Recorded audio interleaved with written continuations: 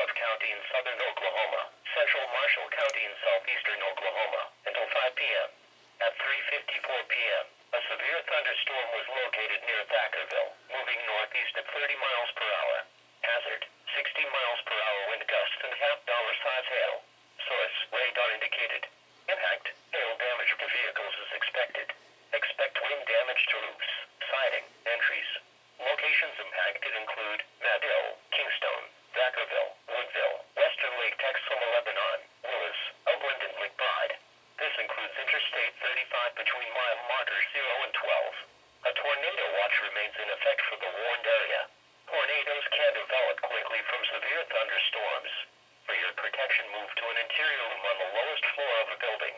If on or near Lake Texoma, get away from the water and move indoors or inside a vehicle. Remember, lightning can strike out to 15 miles from the parent thunderstorm. If you can hear thunder, you are close enough to be struck by lightning. Move to safe shelter now. Do not be caught on the water in a thunderstorm.